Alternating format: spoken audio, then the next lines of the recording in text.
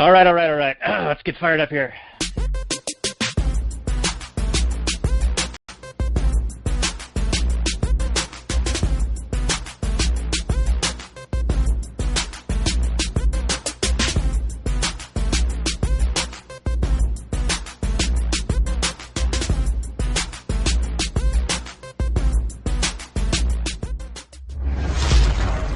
Maximum freedom. Read. Stay on target. Maximum freedom. Stay on target. Maximum freedom. Read Rothbard. Hello and welcome to the next episode of the Actual Anarchy podcast. The podcast there is brought to you by the fine folks at readrothbard.com and actualanarchy.com. We speak about movies from a Rothbardian Anarcho-capitalist perspective, and today we're going to talk about Mad Max Fury Road. I have my guest on the line, but before we say hello to them, let's say hello to Robert. How are you, Robert? What's up, huggy bitches?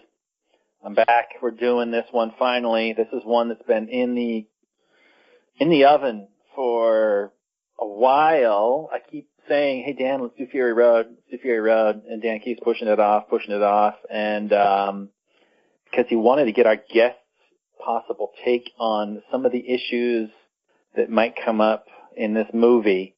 I didn't see a whole lot of it, but I'm eager to get our guests' take on this one. So, let's do this, Daniel. Well, and our special guest, speaking of buns in the oven, is my wife. She has bore me 2 children, and they're wonderful. And she is also, and I'm very proud of her for this, but she had the two children, and then she determined to get herself back into shape after having the second kid. And so she's been working out for the past 2 years, 3 times a week. And she's been seeing these results, and it's been really amazing, and I'm very impressed with her. She sent me a picture of her abs the other day, and I was like, damn. So, Jamie, my wife, how are you? Why don't you tell us a little bit about yourself and about your journey of getting back into shape? Okay. So I'm Jamie. You mentioned we have 2 kids. The older one is almost 4, which blows my mind. I can't believe we have an almost 4-year-old.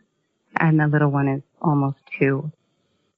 Equally amazing. They're wonderful children. Our focus is homeschooling and raising them to be knowledgeable, thoughtful, well-rounded kids. As Dan also mentioned, I've been working out since having the second child. The second pregnancy was really difficult. And my body suffered. I had a separation between my abdominal muscles. It was I felt it was extreme. It took me a lot of work to get the muscles to join back together after being separated. It wasn't until my chiropractor mentioned that your muscles are damaged, or your muscles were damaged, that it really made sense why that was so difficult to rebuild them. But they were damaged. I've been doing this program called Turbulence Training, and it's short, intense workouts, which is pretty much, it's a 25 or 30-minute workout. That's all I can fit into my day with 2 little kids. So I've been doing that 3 times a week. Is that right? I try to do more, but it's hard to fit that in and still be able to keep up with the kids in the way that I want to, because they like to be active. So. What else should I mention? No, I think that's good enough. I just wanted to give you mad props for putting in that work and being so dedicated and finally seeing the results. And it's a program that I've been doing as well. Not so much recently. Kind of fell off. Recently. You've taken about a 4-month break. And now, Robert, you wanted me to go after him. It's always some excuse, Dan. So you need to put in that effort if you want to, get the results, right? But thank you. I appreciate you saying that I've worked really hard. You don't tell me that, and I probably know that you are aware that I'm, making these improvements in my body, but unless you say it, it's hard to know you think that. So I appreciate you saying that. Well, you're welcome. Getting way too nice on this podcast. But it feels good to have somebody say that, right? To acknowledge that you've done a lot of work and you worked really hard for something. Yeah, well, I will say, just to tie this into the movie, is that you're about as ripped as Furiosa, but you've got two arms. No way. Not at all. Well, if anyone is interested in checking out the Turbulence Training thing, we've got a link for it down at the bottom of the actual Anarchy page, or you can go to readrothbard.com/TT and look into it. It's actually really cheap. It's like $20 or $30 to sign up for it, and you get access to these videos that you basically just follow along. And like Jamie was saying, it's 3 times a week, 20 to 30 minutes each time. And they've got multiple levels. You start at the beginning, start working your way up, and before you know it, you start seeing results. At the beginning, even if you think that you're like, I work out all the time, start at the beginning. You need to make sure you're using your muscles correctly. If you're flopping around, it's not going to do you any good. Well, it'll do you very little good. You'll get the satisfaction of finishing a workout, but not the actual muscle rebuild, muscle intention, whatever. You can just talk over me. It's fine. Oh, I'm sorry. Were you saying something? Ha ha ha! No. It's my wife. I don't listen. Hey, so Robert, Jamie, thanks for introducing yourself and talking about that. But let's talk about this movie, Robert. Mad Max Fury Road. Why don't you take us through this, and then we will do our commentary scene by scene as we do. Okay, and you promised me that there's going to be an argument here, so I'm excited. So Mad Max Fury Road came out in 2015. Veteran director George Miller came back to his scene that I think he originally started directing, because the original Mad Max was very, very low budget, just made it for whatever he had, could scrape together. And then he went on to deliver Babe and some other movies. But yeah, so he comes back and he's I don't know, in his 70s or 80s or something. He's super old, but he comes back and he crushes it with Fury Road. And the movie stars Tom Hardy and Charlize Theron as Imperator Furiosa and Max, respectively.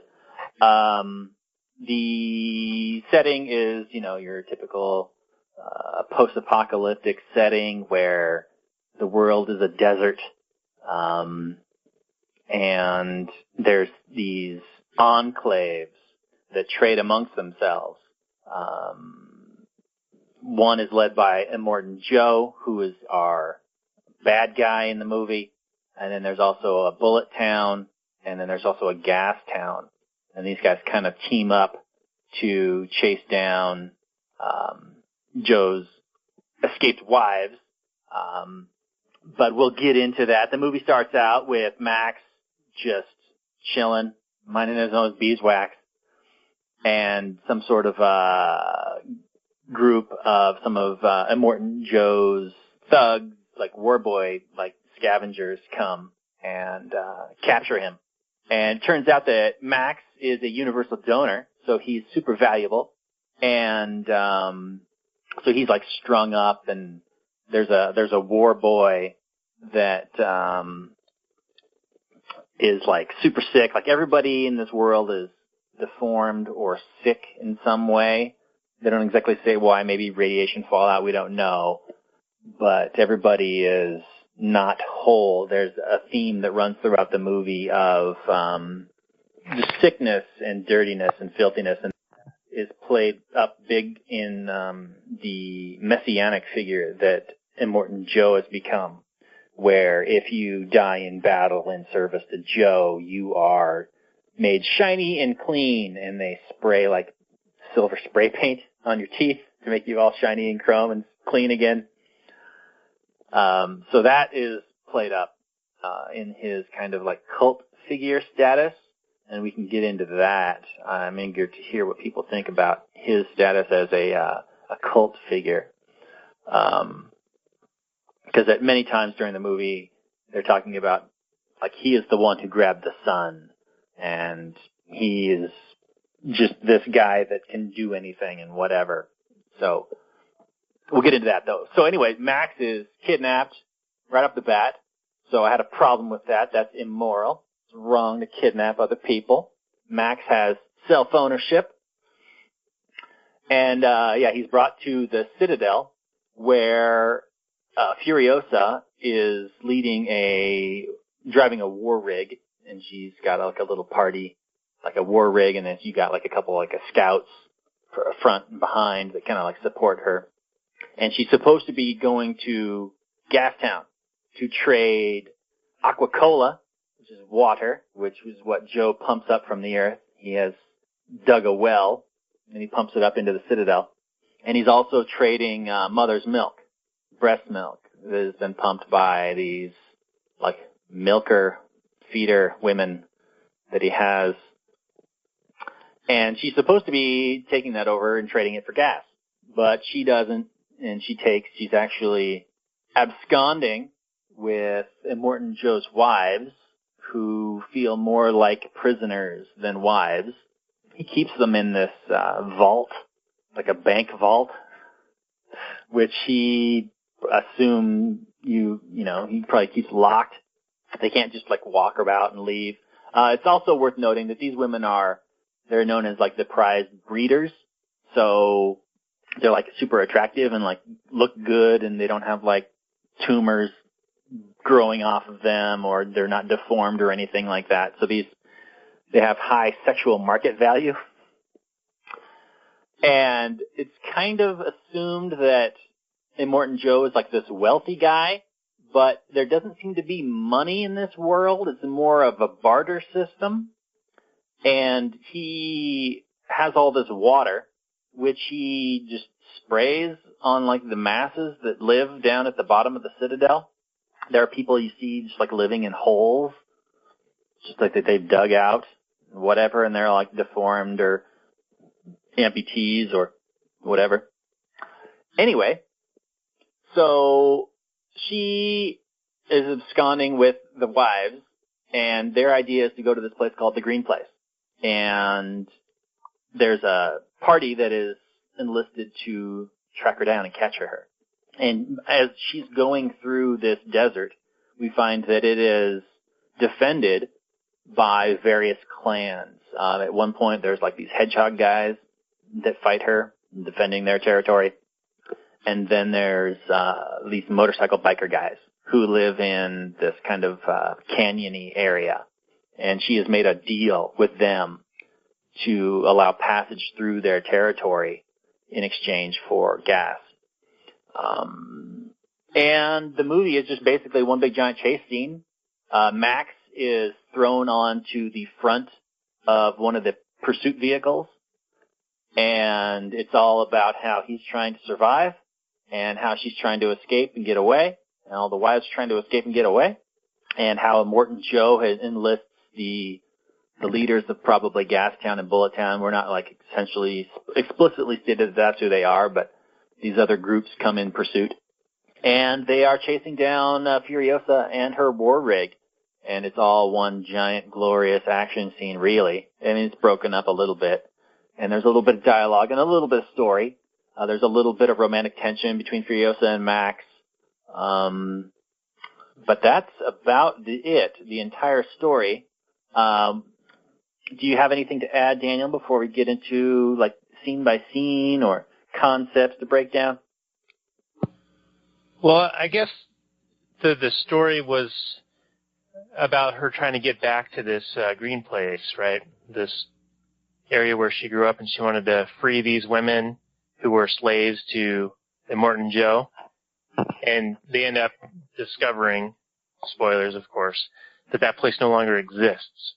And there's 160 days worth of traveling in one direction that they can go if they want to seek out whatever's beyond the horizon.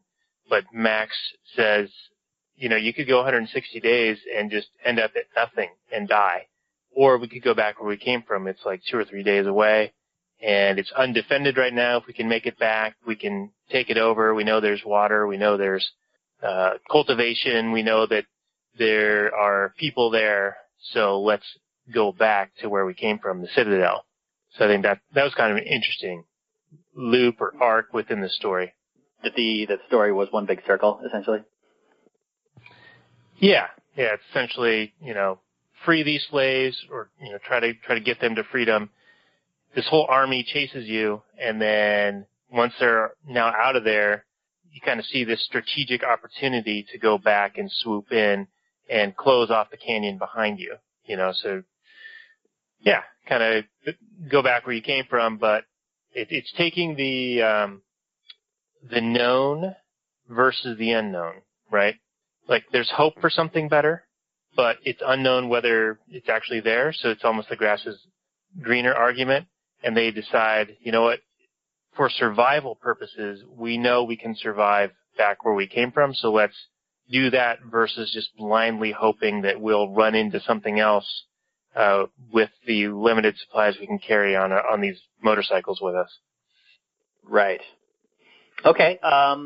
Well, let's get into it scene by scene, unless, Jamie, you had anything to add? No. Okay. So, the first scene I really want to kind of discuss a little bit, if not have this be the massive thrust of my entire discussion. We have Joe addressing the crowd below. He's up on this, mesa. It's towering up in the sky. Imagine like a skyscraper, but it's made entirely out of stone. And below him, at the bottom, are all these kind of teeming masses who kind of revere him as a religious figure, but they're also looking for a handout. And he says, "I am your redeemer. It is by my hand you will rise from the ashes of this world." And then he dumps the water down on the cheering masses. And he kind of chides them for being so obsessed with water. Don't get addicted to it or something like that. You become a slave to the water. And it's very clear to me in this movie that Joe is the villain, and rightfully so for many of the things, and he has many crimes to his list. It's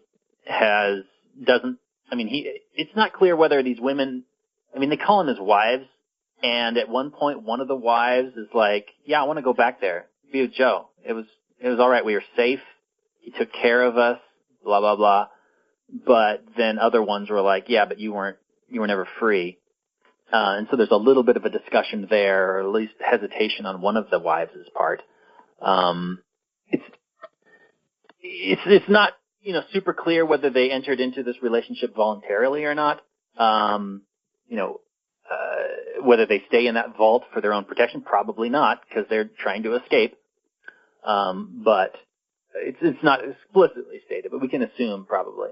But the main thing that I'm interested in, because that's kind of fairly cut and dry, is this idea, because later on in the movie, when Furiosa is explaining the the Citadel to these old ladies, and I forget their name. I have it written down here, but there's no way I'm going to look through this and find just exactly what I'm talking about. This is the Furiosa's original biker gang, but they're all old ladies. Yeah. Yeah, now they're old ladies. I forget what they're called, but they have a name, like the Mothers or something like that. But she's explaining to them the Citadel, and let's see here. Let me see if I can find exactly what the quote is. Hang on. Hang the fuck on. Okay. At the Citadel, there is a, quote, ridiculous amount of clear water and a lot of crops. It's got everything you need. He pumps it up from deep in the earth, calls it aqua-cola, and claims it all for himself. And because he owns it, he owns all of us. So they're kind of making this argument that even though Joe is the one that apparently is like the owner of Aqua-Cola Incorporated, and he can do with it whatever he wants, that they have some sort of other claim to it, that there's something preventing them from leaving or digging a well and pumping up their own damn water. I don't see what the obligation Joe has to providing water for everybody else. All you have to do to take away this guy's power is to leave. Walk away from the guy. Dictators have no power unless there's somebody listening to them.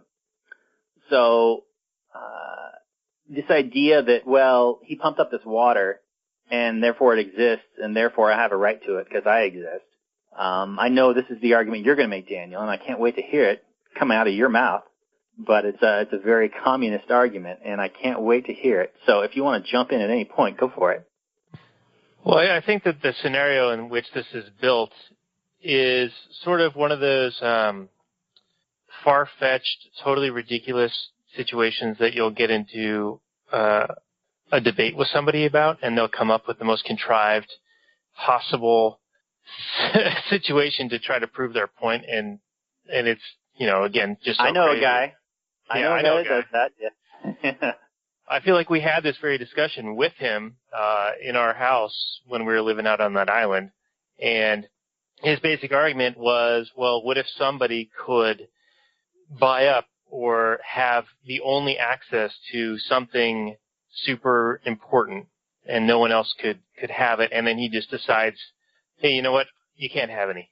Like, I'm just going to keep it all to myself, and then you have to bend to my will to be able to survive, right? Because water is necessary for people to live. And there are a few components that are used within the story to kind of support that. One is that apparently there's really no access to water surface level, right? There's been like some kind of nuclear event. There's a lot of desertification of the entire surrounding area. Like, I think at one point they say they can go, they can ride for 160 days in any direction, but it's just these great salt flats, and they have no idea what's beyond that. And then the place that was where Furiosa grew up, it was a quote-unquote green place where you could grow crops and there was water. It's now become salted, right? Like, the water is not potable. You can't grow any crops. You can't drink it. So it's almost like this ANCOM's wet dream to say, all right, I'm going to develop this situation, the scenario where only one person has monopoly control over the water supply, and there's no money, and he's rich even though there's no money. So these people have to revere him like a religious figure, and he's tyrannical, and they have to beg him for this water that gets allocated very, very miserly. And so it feels like the scenario is built up in such a way to where it's trying to paint him as the capitalist exploiting the workers, exploiting the people. When I take umbrage with some of your wording, sir. But continue with your point. Well, I guess my point is that it's a situation that would be so unlikely to happen. Mm-hmm. But it's almost like a tribalist, like very low, primitive, low developed social structure that is in play here, right? Like, it's almost as if they're in a cult, and so they're looking up to this man. And he, as an aside, right before he addresses the crowd from the top of this tower, he's shown to be this weak, disgusting-looking old man who puts on this, like, He-Man bodysuit to make him look all buff and strong and fearsome. Mm-hmm. So it's like the emperor's new clothes, right? Like, it's all for show to make him appear strong. And I think, don't they make some reference to that? Or no, I'm totally confusing this with Game of Thrones and the Dothraki, where you have to be like the strongest and then they'll follow you. But it has a little bit of a tinge of that, to where if he can show that he is strong and powerful and fearsome, and he also provides them water, and they have no other options for water, and they also have no money system apparently, though they are trading, right, for gasoline. It's like maybe a barter system that's in place between the Bullet Town and Gas Town and the Citadel, which I guess you'd call Watertown, right? So I don't know if I've really said an argument just yet, but I feel like that it's just a very contrived scenario that's trying to prove this point to paint the rich guy, the capitalist guy, the guy who has the resources as this monopoly exploiter. But go ahead and take umbrage with some of what I said, and then we can dive further into it. Okay. Some of the things you said that they have to worship him, which I don't think is at all displayed. They definitely do in a certain way, and he acts as some sort of a messianic religious figure, and especially the war boys treat him as some sort of a god figure.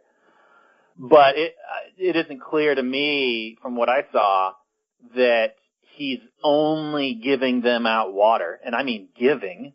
He doesn't have to. He's up at the top of the citadel. These people are no threat to him, that they are like attacking him or anything like that. And they don't have to worship him. And just to say that it's difficult to get at the water doesn't mean that there's no way to get at the water. Human ingenuity. You could barter with people. I mean, obviously there's the technology to make these vehicles. There's the technology to make bullets. There's gasoline. He gives away water. So any like entrepreneurial minded person could save up some water that he's giving away, go to Gastown, trade it, go to Bullet Town, get some machinery, dig yourself your own damn well, and go into competition with him. And it's weird that there's no money. I think that's some sort of I don't know, like movies do that sometimes to simplify things. I don't know. Who knows? It's some weird thing. I mean, there would just be some natural sort of currency, even if there's no like printed currency. But yeah, I don't think that there's any kind of force. You never see him violently dominating the people that live there. There's no like walls keeping anybody in. It's just this series of mesas, and these people are naturally congregating, like of their own will, to do it, because he's giving away free water. He doesn't seem to be asking anything from them. He's obviously probably getting like recruits into his like war boy army and that sort of thing, but it doesn't appear, at least we don't get to see in the movie, that he is violently dominating those people, although he's obviously violently dominating and scavenging from the outsiders and like Max and probably other people like him. But my main point is that any entrepreneur could easily do their own thing, and it doesn't require them being beholden to him. Just because he's the first person to do it, and everybody else is too lazy or too stupid, so that they're just like, well, I'm just going to be lazy and just have him give me water instead of actually going about and taking the initiative and doing it my own damn self. That doesn't make him a bad guy. All right, so I take umbrage with some of the things you said, because I feel like that the scenario as it's laid out is that there's these three cooperating gangs, right, that control these little trading outposts.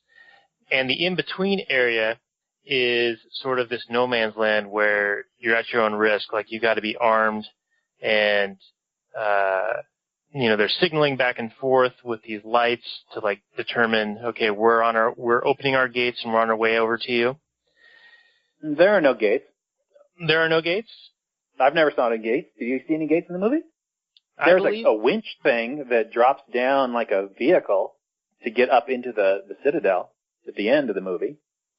Right. Well, I guess my point is that anyone like Max could have been this free entrepreneur, and he was outside of this protection of one of these Citadel or Gastown or Bullet Town, and the war boys, the Citadel folks, capture him. They use violence against him to prevent him from being a threat to them, a threat to their monopoly, right? So even if Mad Max... Wait, what? Are you making the argument that Max is an entrepreneur in this movie? I'm saying that he had the potential to be one. Okay.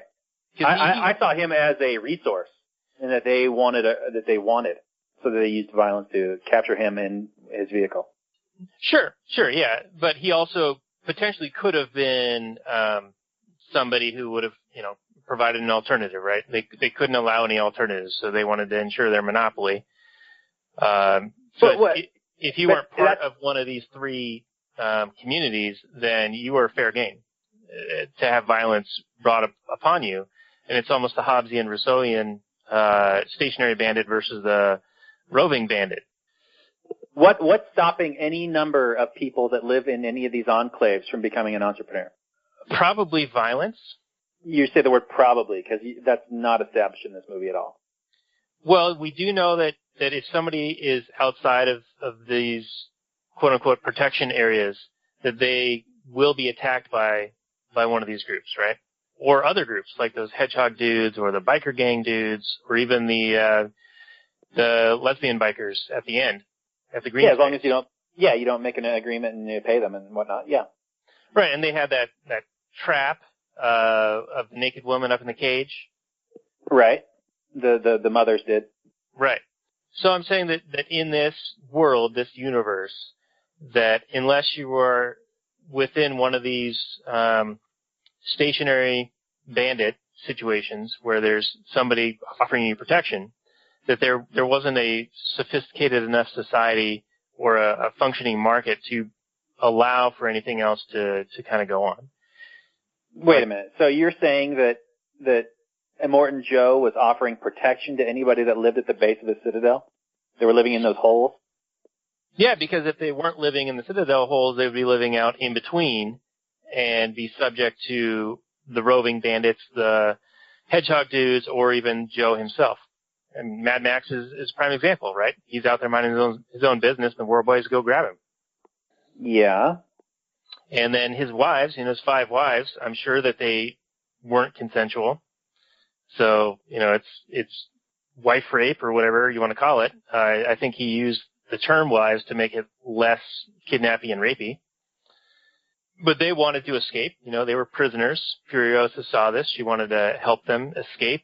And just because one of them sort of had some reservations once they're out on the road and being pursued by people with weapons and shit was getting blown up, and she goes, maybe escaping is not the best idea.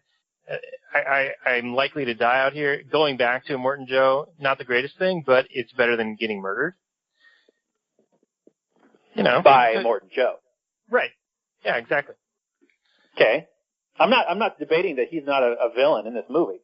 I'm just saying that he should be vilified for the things that he does wrong, not because he's a capitalist. Right, but it's not clear to me that he is a capitalist. I mean, think of it this way.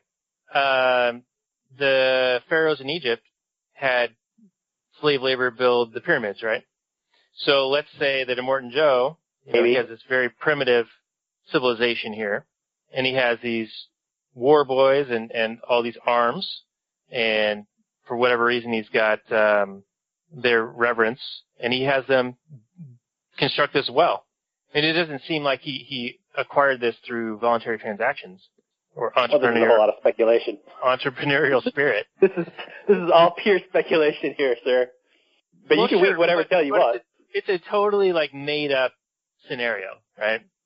Right, but we're evaluating the movie as it's given to us, not as we would have liked to have seen it.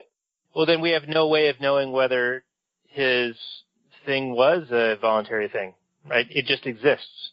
So, right. This is why this is our job, to evaluate it based on what it is. Are you saying our job is too hard, so we should change it, so that we should just make up what the story actually is? No, I'm trying to come up with a plausible scenario for how this could have even come about. And I liken this more along the lines of he's a cult leader, pharaoh type, who has this slave labor, and he tries to eliminate any competition. He goes and takes slaves. He no, wait a minute. Outside of that area are he's going to use violence against them. Wait a minute. So are you saying that the war boys are slaves? The war boys are like in a cult. So what does that mean? Does that mean they're a slave or not? You're being offered to do a job. I'm speculating that how he built his... And you're being paid something once you die. We don't know they're being paid. We know that they have a place to live. I mean, I guess that's a form of payment. But, when people were picking cotton back in the day, they were being provided payment food when they die.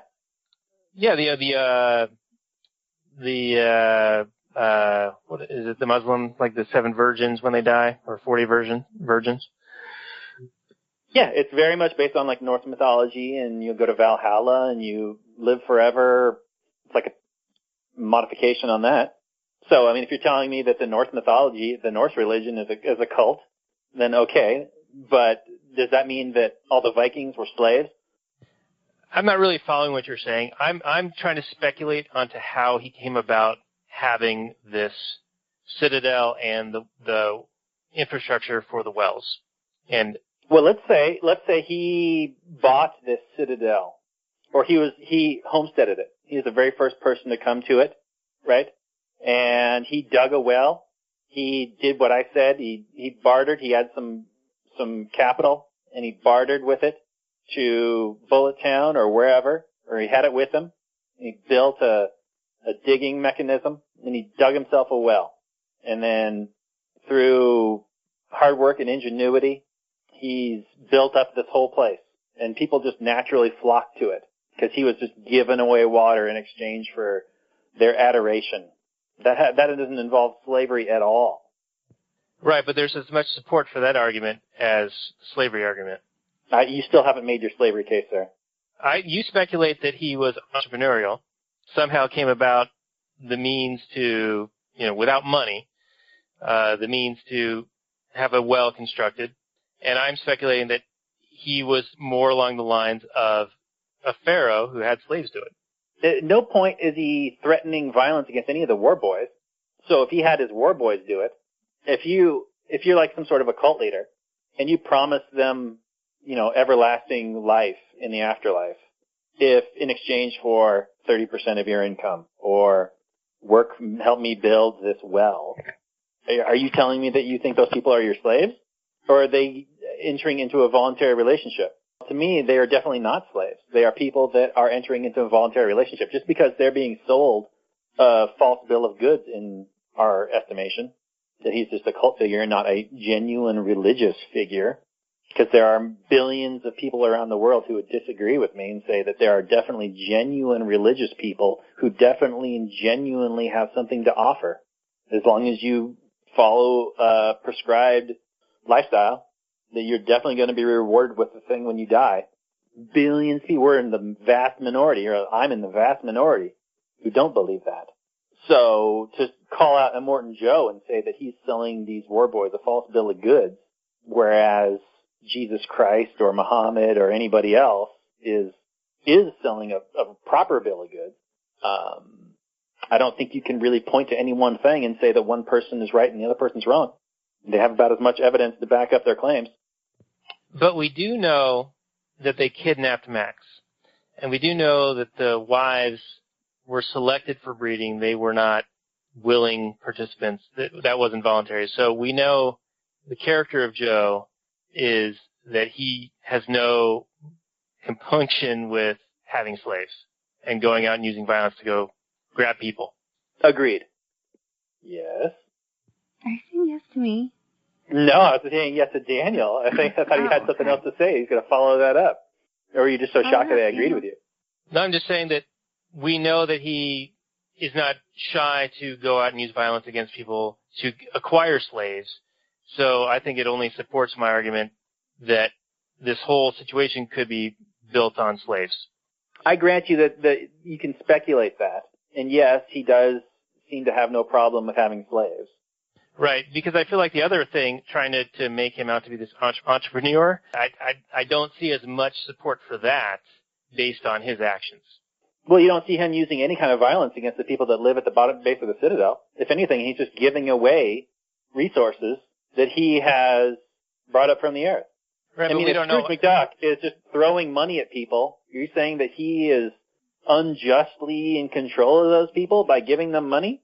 But we don't know how he acquired this water, right? We don't. And we Correct. also don't know what the structure of this primitive civilization is. But if he is providing them this,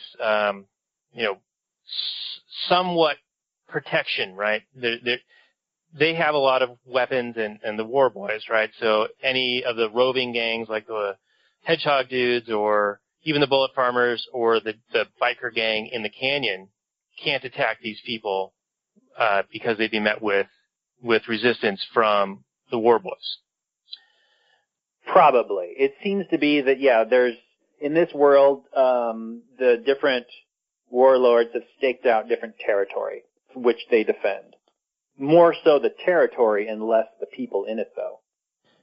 Sure, but it feels like it's like I was saying earlier, this contrived situation that is also the common idea of what anarchy would devolve into, right?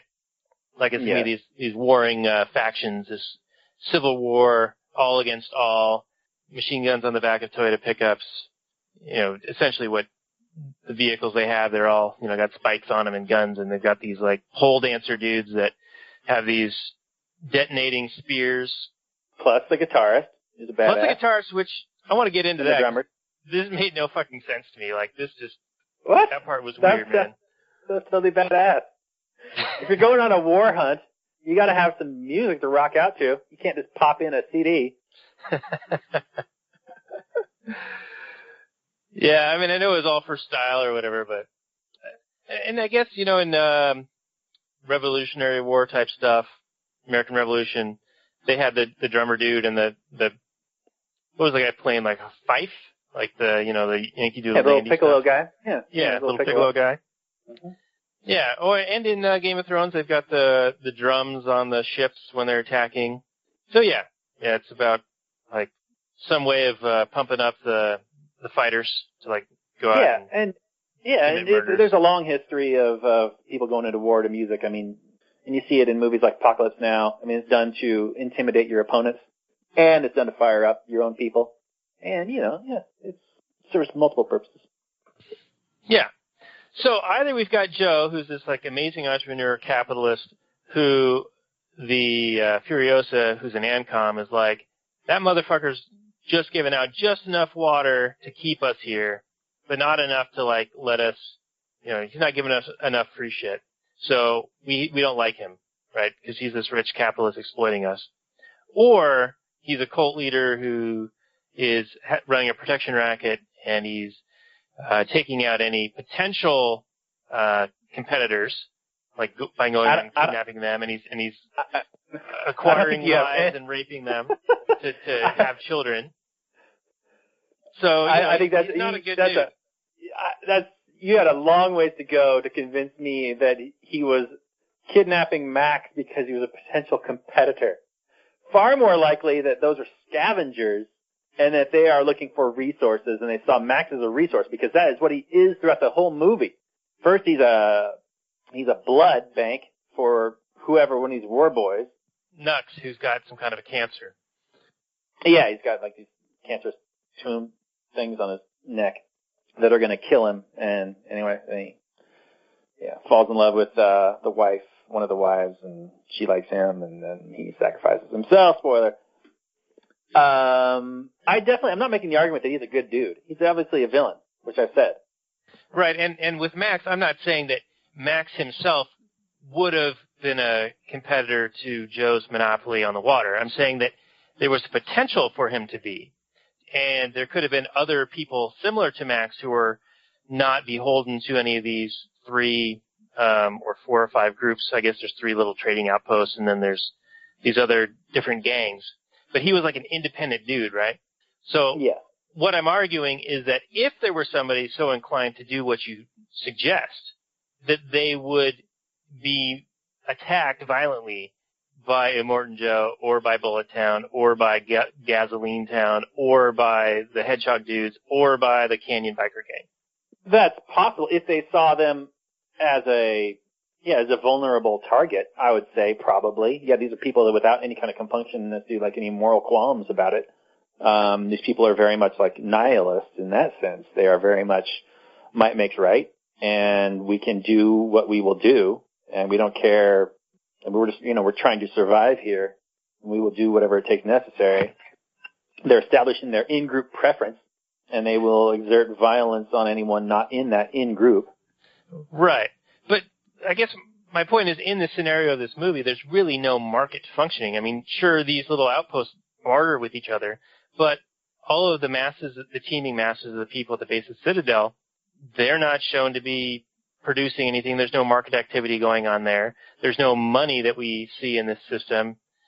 Like, it's like the argument that somebody who says anarchy would devolve into something like this, sort of, that doesn't display any of the countervailing forces of what a market would provide.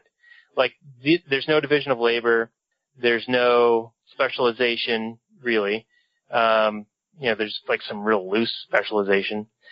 But there's no functioning market displayed in this movie. And so there's no argument against it devolving into this warlord anarchy. Whereas, So do you think? Oh, go ahead. This is like, what people say, move to Somalia, right? Because this is what you're left with. But what Somalia is, it's really competing factions trying to become the government, right? Trying to become the monopoly provider of violence in a given area. So, I mean, I have no idea if George Miller was trying to make any kind of statement, if he has any kind of knowledge of this. It seems to me more like he has this kind of world in his head, and it doesn't matter if it really makes sense. Maybe it kind of reflects his own understanding of economics, who knows, or if he's just trying to tell a story. He doesn't care about the details like that. Do you see him making any kind of statement along those lines, or are we just reading into it? Well, I think we're probably reading into it, but I don't think there's really enough presented here. Like, we don't know where a lot of this stuff came from. We don't see anything outside of they trade water for gasoline or for bullets, right? And that there's some mercenary type, or not mercenary, but like some bandit type risks in between those three trading outposts. That's really all we see. And then we see these rape wives escape, right? Which is what sets off the whole scene. So why don't we bring Jamie in a bit here, because we've been dominating this conversation for a while now, being the patriarchy that we are, and get some comments about one, the milkmaids, right?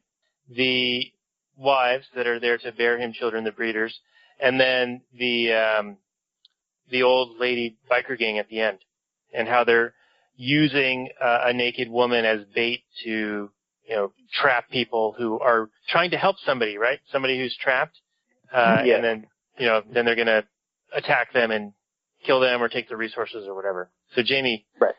why don't, do you need a little bit more lead off? Maybe Robert can.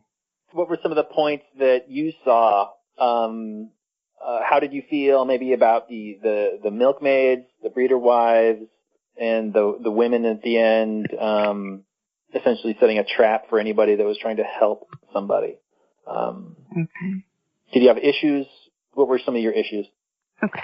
So first, you keep saying that Morton Joe gave away this water, and you make it sound like it was,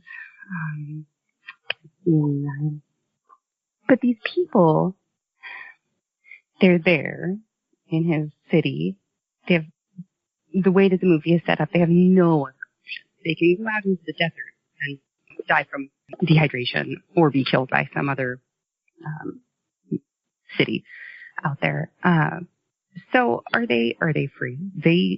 If they have to stay there, he has that water, he could sell it to them.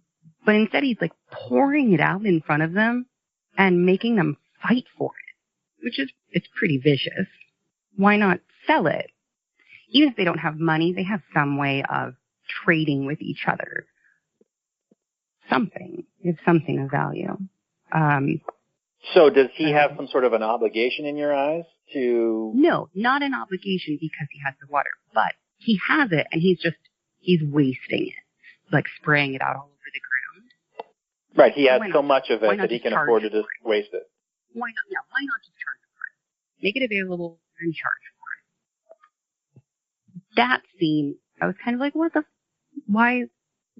Those people, they need some nourishment and water. So why not make it available to them, spray it all over the ground? But you could charge for it. I'm sure people would be willing to pay for some water. Hey, Jamie. Sure. Jamie, is there any way that you could call in on that other phone? Is this one cracking up a whole bunch? Sounds like shit, yeah. I told you. Robert, Like when does I it called the sound vet, like they're shit like, to you? "Ooh." Yeah, I'm having a hard time hearing her. Yeah, why don't you try calling in on the other phone, and then I'll just cut out this little middle part here.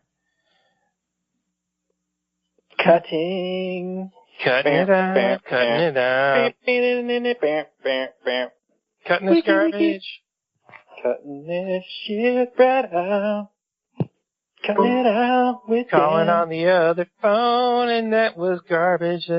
I couldn't hear anything she was saying, like the occasional here and there, but it kept fading.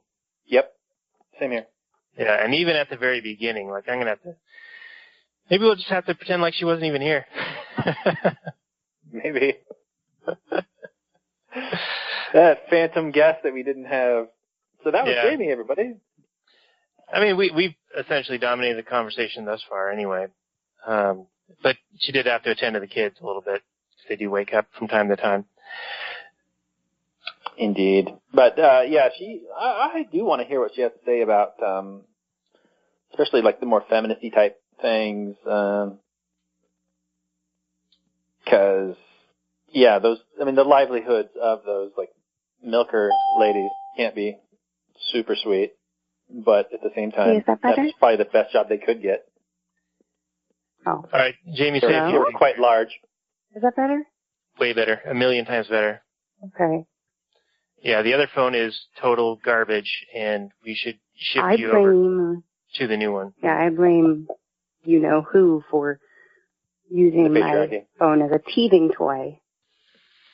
Oh, the matriarchy. Oh, yeah.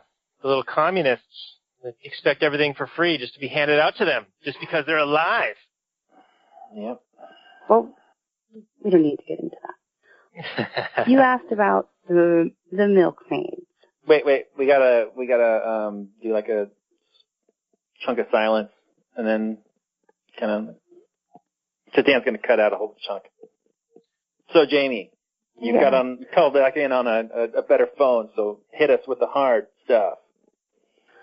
Okay, so are you going to cut out all of that stuff that I said? Yeah, you might have to repeat yourself. All right. Robert, you keep saying that a Morton Joe gave away this water, like he's some sort of, I just don't think that he should have wasted it. That was all. Make it available and charge for it. Can you remind me of my point? No. No, You asked about the milkmaids. Yeah, the milkmaids, and then the breeder wives, the rape wives that Dan calls them, and the mothers at the end as they were using a woman in a cage, or not a cage, but necessarily like a chained up woman to, like, as a trap. Yeah. Yeah. About the milkmaid scene, I think it's weird. As a mother who has breastfed her children, you're doing that specifically for your child, and there's a bond involved, so it seemed strange that they were like milking them like cows. Mm-hmm. And then are they selling that? They're selling it. They're trading it, right? They're definitely getting something out of that. I mean, seemed to be well fed compared to everybody else. Yeah. They did look like well-fed cows.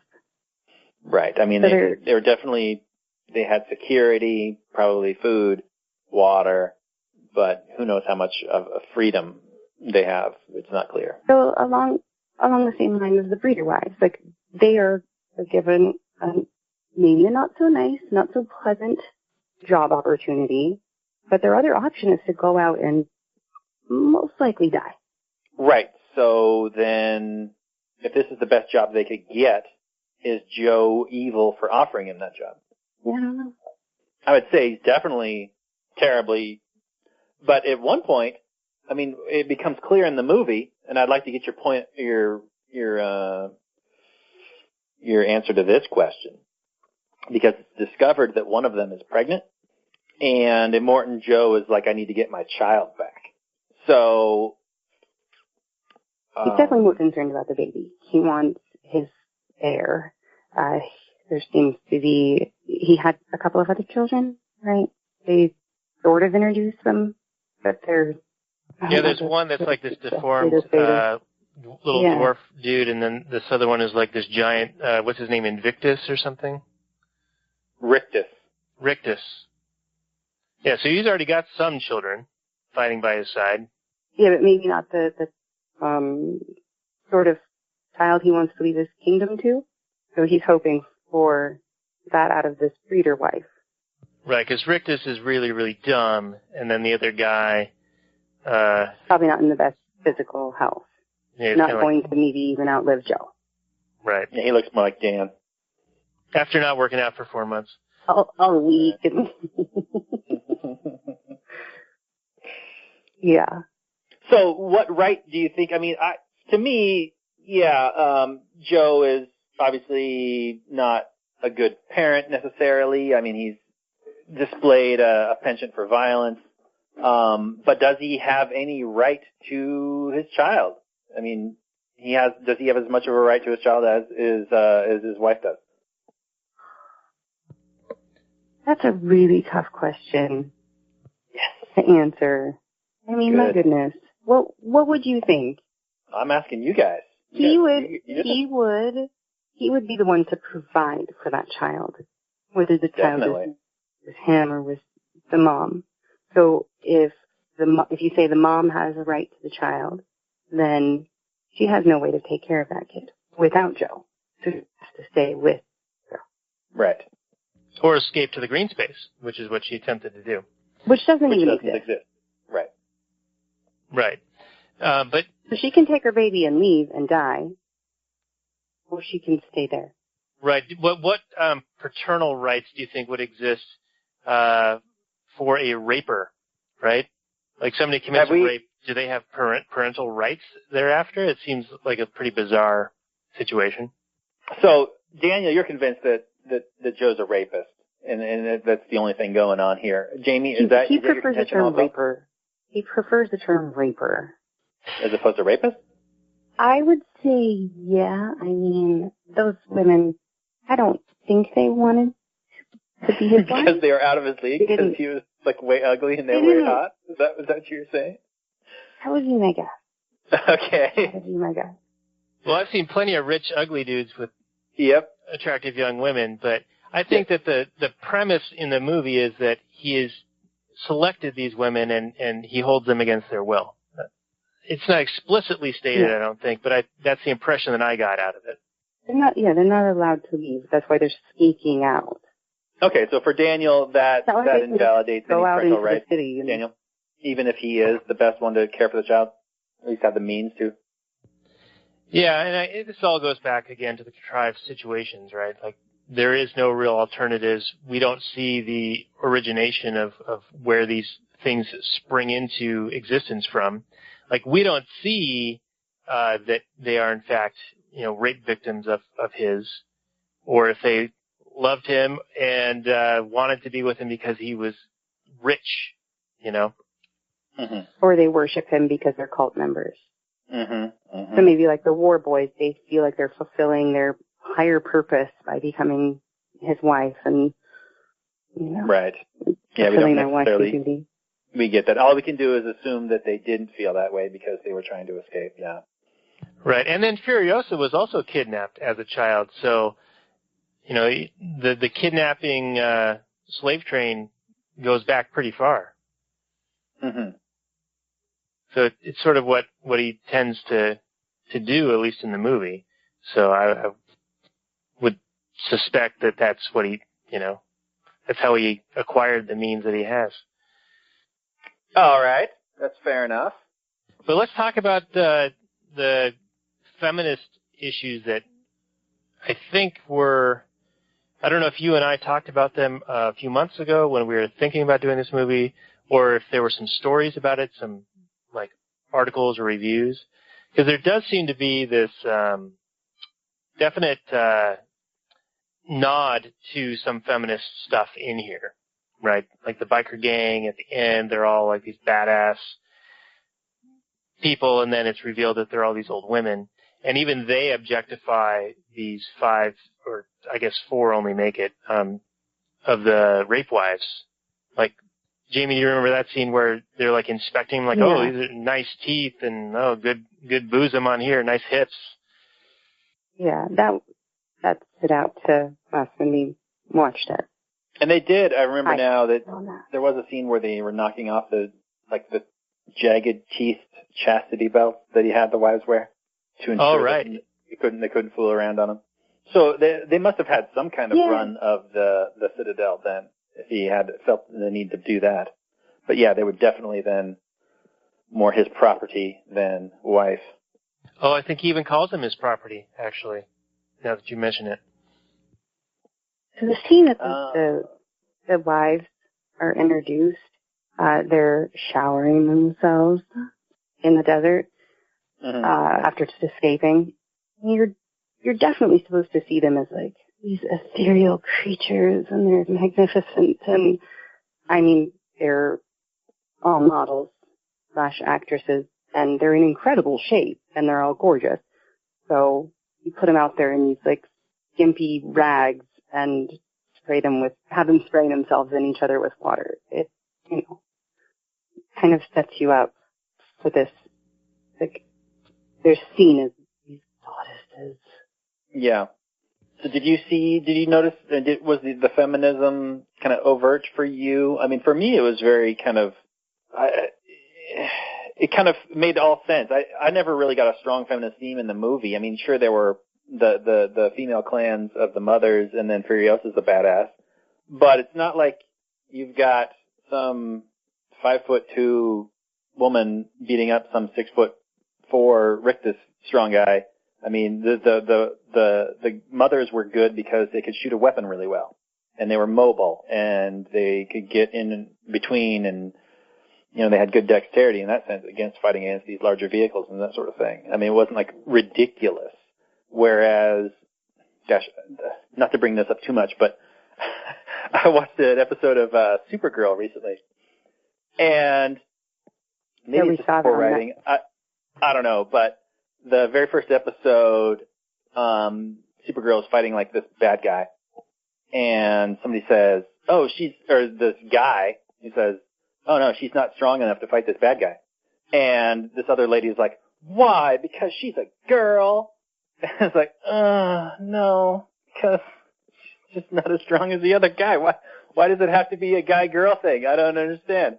Whereas in Fury Road, it's very much just, it's almost like gender didn't matter to a certain extent, in the levels of power and whatnot and strength and ability. You don't think that gender mattered? You don't think that they were put into specific, like, classes? There were no men fighting in the war. There were no war girls. Right. But what I mean to say is, there wasn't any kind of overt talk about, well, you can't do that because you're a girl. And nobody, at any time, nobody ever said, hey, Furiosa, you can't drive a war rig. You're a girl. Or you're pretty plucky for a girl to be able to drive a war rig all by yourself. Wow. Isn't your daddy proud? There was none of that kind of crap talk. And yes, the wives were, the slave wives, and the breeder moms were the breeder or the milk moms because of those physical characteristics. But I wouldn't say that this is an overtly like feminist movie. I mean, did you see it differently? I didn't see that either. When Dan had originally mentioned watching this movie, we've been talking about it for months, he said that it had something relating to feminism. So we've talked about it, and then we watched it, and I didn't see that either. The biker gang, they're these tough old ladies, and they're skeptical of men. They're like, no boys allowed, kind of, it's just women in their group. Mm-hmm. So maybe that's something that feminists watch the movie and they're like, hell yeah. You know what I mean? Mm-hmm. Yeah, we can do without these stupid men. It's like, because there is at one point they go, one of the wives is like, oh, you're pregnant. Yeah, it's going to be ugly. And then the old lady is like, well, it could be a girl. So it's kind of a little feminist-y type thing. Like, yeah, boys are ugly, girls are pretty. Yeah, because if Morton Joe was the father of either a boy or a girl, I mean, he's ugly, so therefore it wouldn't matter the gender. He'd still be an ugly baby. Right, which the wife would have known, but the old lady would not have known. The old lady was just making a gender comment, whereas the wife was saying, yeah, he's ugly, therefore the baby's going to be ugly.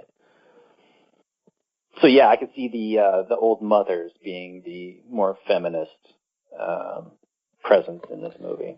Yeah, I kind of got the impression from them that they were like, we've evolved past needing men or something like that. Like, we're badass enough, we don't need men. There were no men in their clan, right? Right. But they didn't necessarily, or they were distrustful of Max, weren't they, a little bit at the beginning? But then after Furiosa said, oh, no, he's cool. Yeah, she had to vouch for him and Nux. She had to vouch for both of the guys. Right. So there was a distrust of men. Yeah, there was definitely a distrust, and yeah, it wasn't until it was like, no, these people can actually be used for something. Not because they're, it's not right to just murder them, but you can actually exploit them for something, then it's okay to have them around.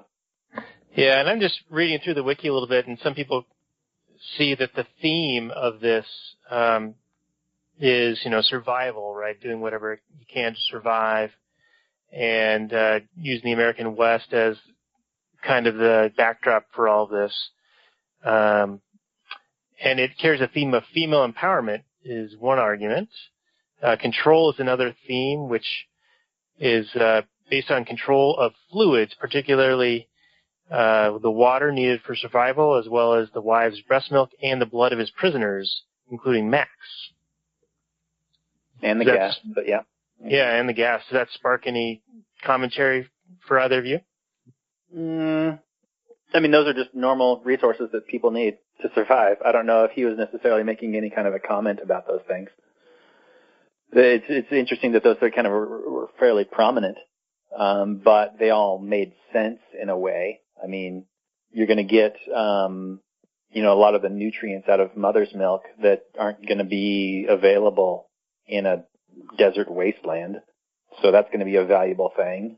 You'll get around in cars, which aren't the most fuel efficient. They're all giant V8 monsters with tacked on steel and cages and weapons, and so they're probably just burning through gas, which is why they probably call it gasoline. And then water. Everybody needs water. So, and blood.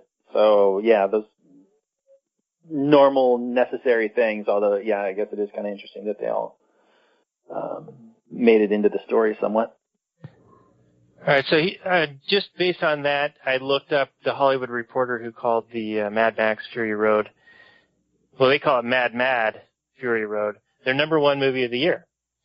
They say it breaks the mold in so many ways that George Miller, who's in his early 70s, is still at the top of his game. It handles themes of female empowerment without speeches or signs trumpeting it doing so, making the messages all that more powerful. Miller redefines what a post-apocalyptic society would look like while at the same time pushing the envelope of what an action movie should feel and sound like, leaving the faces of its audiences burnt by hot metal and hot wind. Right. So this guy bought into the Miller's idea of what a post-apocalyptic world would look like. Yeah, and apparently sees a lot of female empowerment in it as well. So I guess that's where I think I had seen some reviews of it, a few months ago that talked about the female angle. And of course you've got Furiosa, who's like this strong female lead. But to contrast that, you've got Mad Max, who through the first 2 hours of the movie, I don't even remember how long it is, he says 4 words. He hardly does anything. In his defense, he's got a face cage for a lot of it, but even when he takes the face cage off, he is still just grunting for the most part.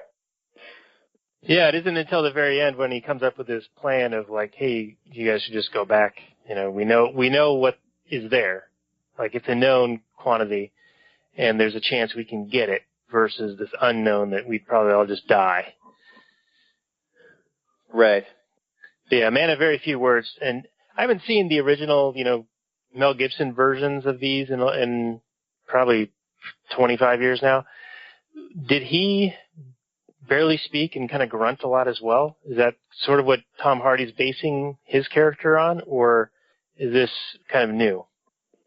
From what I remember, and I haven't seen the very original one, The Road Warrior, in a million years, and that might be more of a grunting role.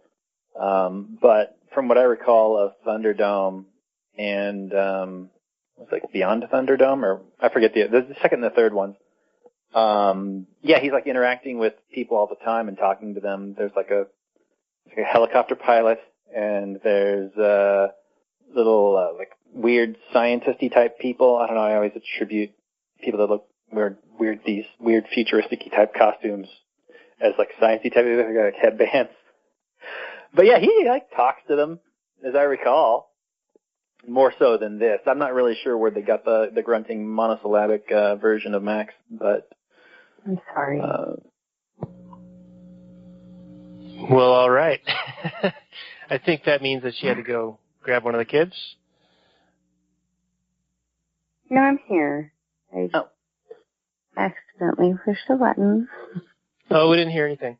Oh, okay, good. All right. So what the fuck was I talking about? Or you were talking about? Someone was talking about something. Just the monosyllabic nature of Max Rockatansky. Oh, right. Yeah, and they do play up the, he's clearly traumatized, right? He had promised to protect a bunch of people, and he's haunted by these children and these old people. Oh, those are his family? Yeah, a lot of them are his family, but also from the previous movie, as I understand it. Is that why he decides to help the Furiosa and the wives? Because at first, he and Nox are fighting with her when they come across her, and then they band together, but maybe it's just because of how we watch movies in bits and pieces that it's not all making sense to me. Yeah, first Max gets control of the war rig, and he doesn't want anybody else with him. He just starts driving off without it, but then Furiosa set in the kill switches. So he's like, a very reluctant passenger. He really just wants to survive and go his own way and be his own dude. He doesn't want to get involved in all this shit that's going down. He's very much a reluctant passenger in this movie, as opposed to the driving force.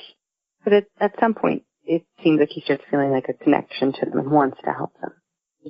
Yeah, I would agree with that.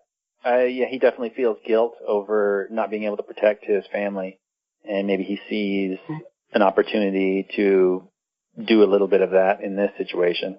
Is that what you read, Daniel? Yeah, I think so. I mean, I was a little bit confused by it. I thought that it was just random people that he had promised to protect, and he failed them in some way. And then, of course, he failed to protect himself when the war boys captured him. And then there's that scene where he's imprisoned and they're tattooing his back with all this information, that he's a good donor. And we paused it for a second and tried to read what a lot of it said, but it was pretty crazy. And then he fights them and tries to escape, and then they end up recapturing him. And then they're using him to provide blood transfusions on the road for Nux driving his war vehicle, right? And he's on this pedestal way out in front. He'd be at significant risk of getting killed, right? And so it didn't make a whole lot of sense. I mean, obviously it's for cinematic effect or whatever, sort of like the guitar player dude and the drums.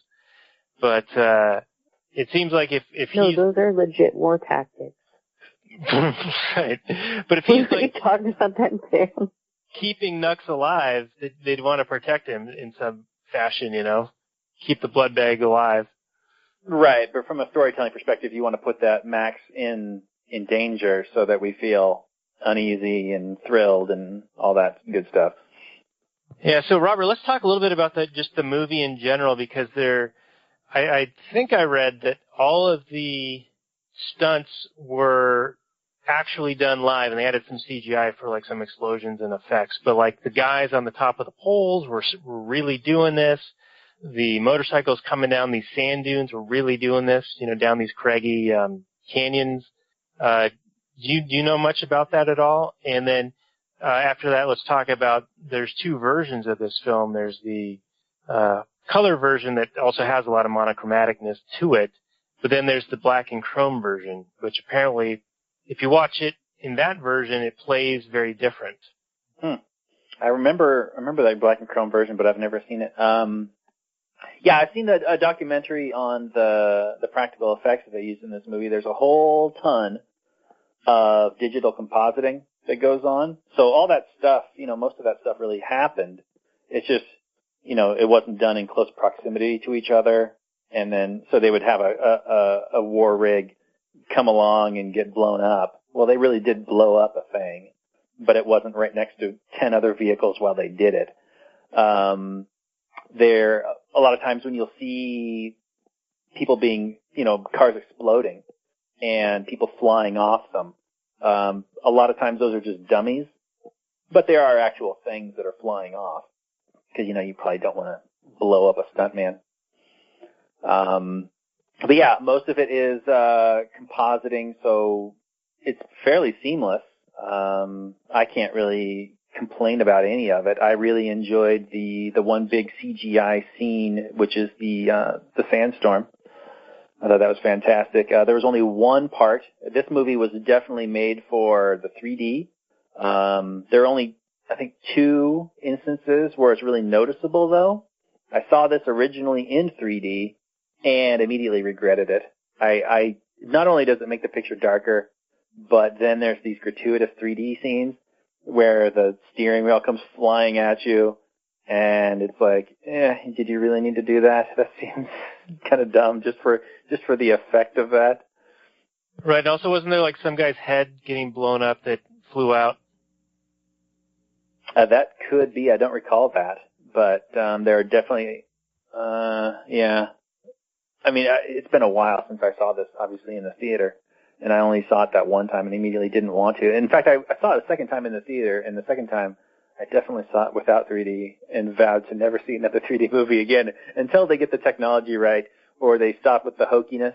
But, yeah, I think this movie was a fantastic application of real-world stunts and digital compositing with some CGI thrown in to complete the picture.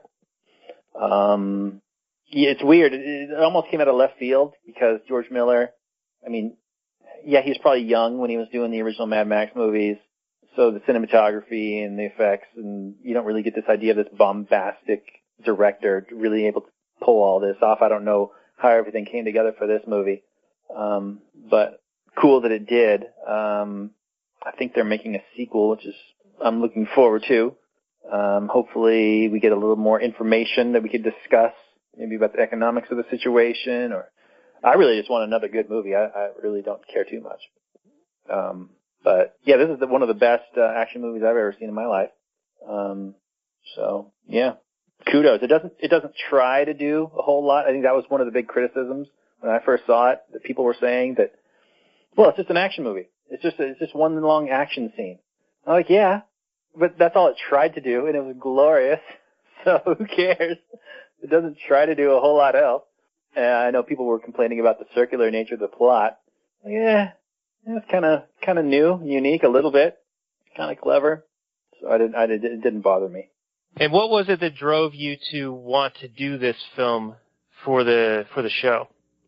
You know what I got into. The idea that this guy's evil for giving water away. It's not clear. We're not giving enough information. We can make speculations that he is obviously this bad guy who will use violence to get what he wants. We know that much. But I don't think you can just say that he will extrapolate that out and to use violence at all times and every time, and that he violently dominates everybody.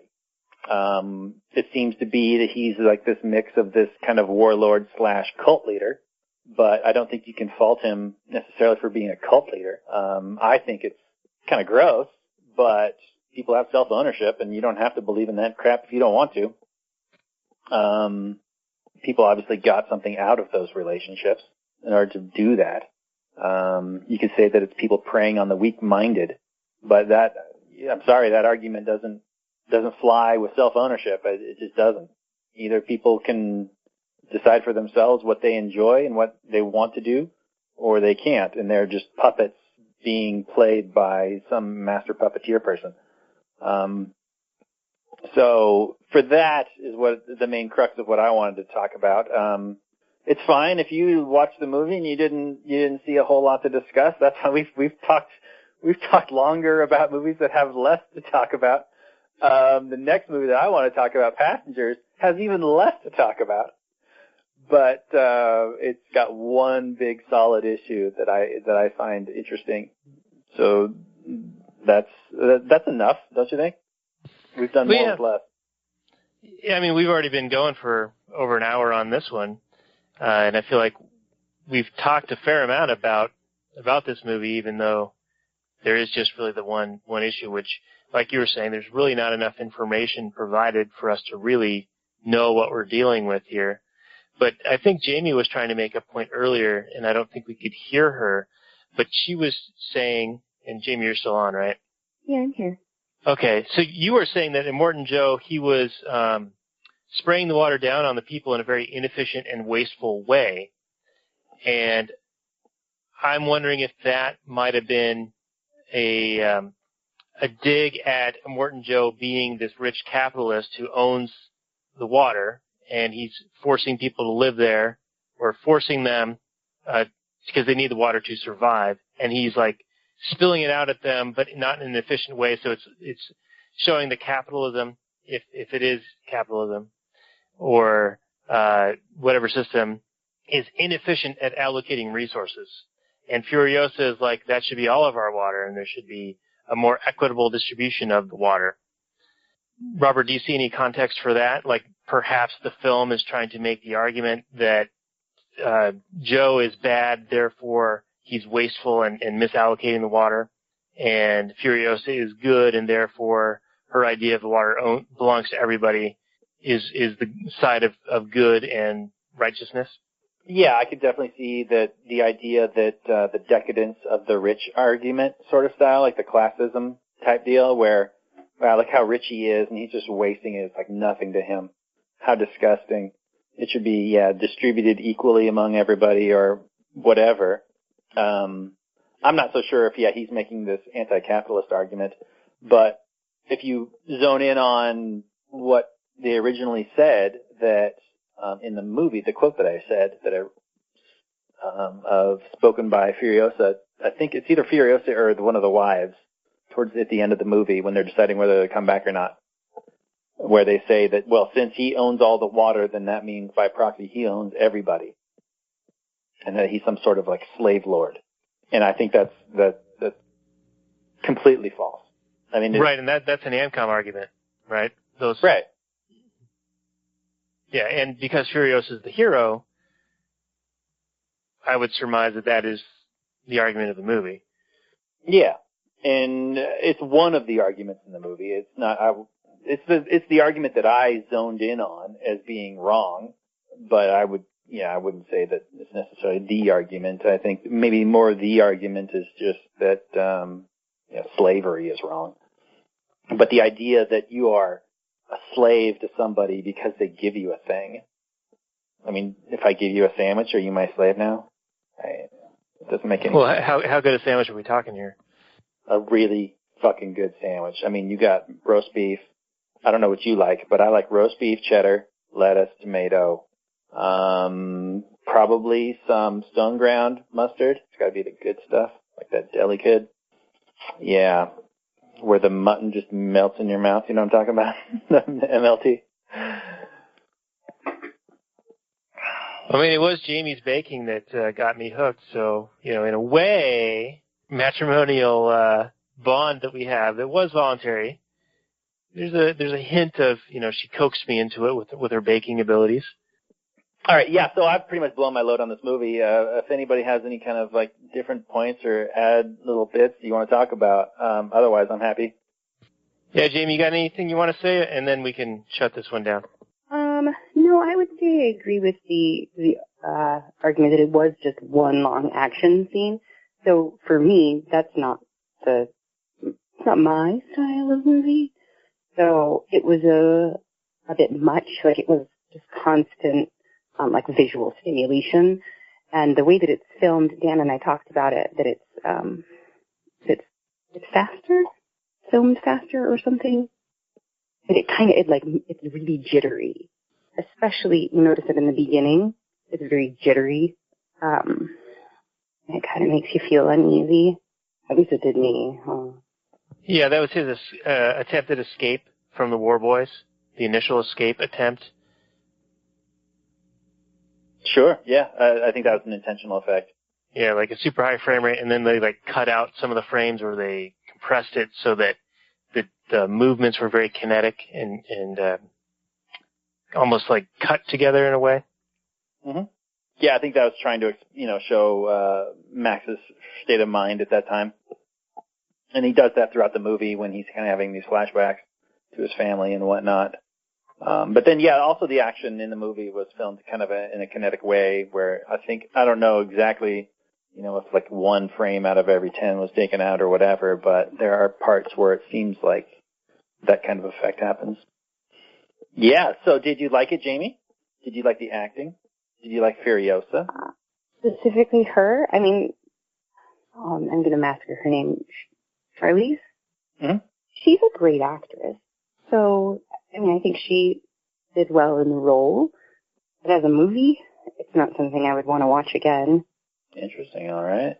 Eh. Very good. Daniel? Yes? Thumbs up? Well, it was entertaining. We don't watch a whole lot of like rock'em sock'em action movies. I know we just did the Kong episode, and you like a good monster movie, so I think that also plays into like a good chase scene. Like if this movie is like all a chase scene with lots of kinetic action and exploits and explosions. So I think this is probably your wheelhouse a little bit more. But I think it was cool. It was a good movie. That's pretty much all I have to say at this point. All right. Yeah, I know it's not really your cup of tea because there isn't like little bugs talking and singing songs and little Care Bears talking or whatever it is you guys watch. I don't know. That's Every what time I we've go to been. your place, That's what we've been watching for the last 4 years. Yep. Right. Yeah, if it's not Daniel Tiger's Neighborhood or Word Party, I mean. Yeah. No, I get it.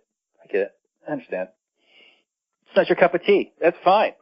But thanks for guys coming on and doing this episode anyway, even though it wasn't quite in your wheelhouse. So let's wrap this one up, Daniel. Yeah, well, hey, Jamie, thanks for sticking with us and humoring us while we talked about this movie. And audience, thank you for humoring us and sitting through this. I feel like this was a rather disjointed discussion, but hopefully you got at least something worth thinking about out of our discussion here. So this has been the Actual Anarchy podcast. We run actualanarchy.com and readrothbard.com. We talk about movies from a Rothbardian and Anarcho-capitalist perspective. Click on any of the Amazon links or the Prime link down at the bottom. We've also got the Turbulence Training link in our suggested websites, and also you can go to readrothbard.com/TT if you want to check that out and see what kind of results people are getting. Jamie did it for just about 2 years now, and she has reclaimed her body back from having 2 kids, and that's very impressive. So kudos to you, Jamie. Thank you. Yeah, give us a listen, give us a like, give us a review, iTunes, Google Play. Well, you can check us out on the Amazon. You can follow on some of our Amazon links. That would be cool. But yeah, mention us, repeat us, talk about, tell your friends, tell your family, anybody you think would be interested. We appreciate it. Take care of yourselves. Give us a hug. Give them a hug. Give your friends a hug. Don't be so stingy with the hugs. Daniel, did you hug somebody today? No. I did. I hugged a 1.5-year-old and a 3.5-year-old. It was great. Good job. That's all, folks. Thanks, Jamie. Thanks for coming on. Thank you.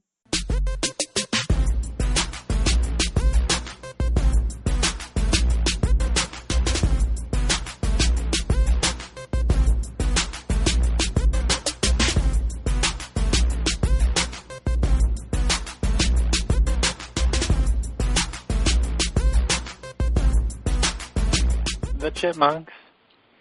CHIPMUNK. We're the Chipmunks. Guaranteed to brighten your day. Do do do do do do do do do do do do.